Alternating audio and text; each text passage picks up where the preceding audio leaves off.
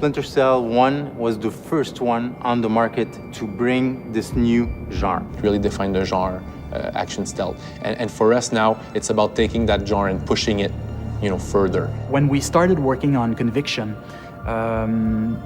we approached it with a lot of respect because Splinter Cell is a huge brand. I love the old Splinter Cells, but it was time to kind of do something new. We did our homework, so we replayed all the Splinter Cell games. We played all the other games in the genre. As I was playing them, I found them to be a lot frustrating. I didn't feel like the guy that I was supposed to be. In reality, that kind of fantasy of playing like this kind of stealth agent, if you're spotted, it shouldn't be like mission failure, Like it should just be that kind of next step of the evolution of the action. With Conviction, we brought this new layer of action. Stealth games, they can be permissive and they can be spectacular. And how we do that, it's by allowing players to go into an action loop and then come back into stealth. The gameplay loop that we have in Splinter Cell Conviction is what we call PEV. Prepare, execute, and vanish. It perfectly describes the new gameplay that we are bringing forward. It's not you play stealth or you play action, you play both at the same time. What we're really allowing you to do now is approach these missions however you want. This is what I want to do, this is where I want to go, bang, I do it. If you approach the enemies in a stealthy fashion, you can then be rewarded with a Mark and Execute. Mark and Execute is a new gameplay system that we've created for Splinter Cell.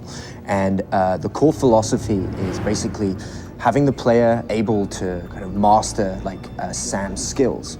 Like you have classic scenes in movies when people breach a room, pull the pistol out, bang, bang, bang, 3 shots will kill 3 guys. We want the player to be able to experience that kind of thing. Basically, when you're in the shadows, you can observe the enemy and prepare your plan or your tactic. You have a look around, see which enemies you want to target, bang, click the right bumper, Mark appears on his head, go for the next guy, Mark appears on his head, and then at any time you want, when you're in the right position, press Y, and then you'll unleash like a barrage of bullets at these guys.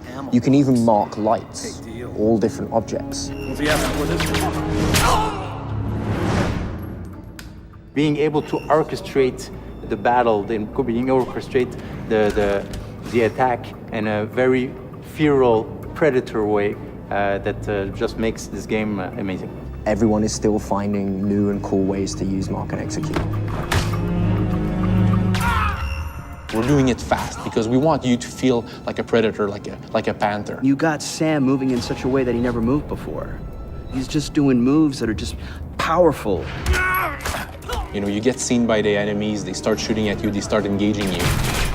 And then, if you want, you just turn a corner, you hide in the shadows, you break the line of sight with your enemies. And then automatically, what we do is we make appear your silhouette, your last known position. The last known position, it's a visual representation of where the enemies last saw you. Like a figure of you will appear there, like a ghostly kind of figure. And what that does is it tells the player, good job, first of all, you've broken line of sight with the enemies, they don't know where you are. But also what it does is that it tells you that the enemy is going to concentrate on that last known position. So you know where they're going, you know where they're looking. So you can flank them, you can ambush them, so you can really play with them the way a cat would play with a mouse.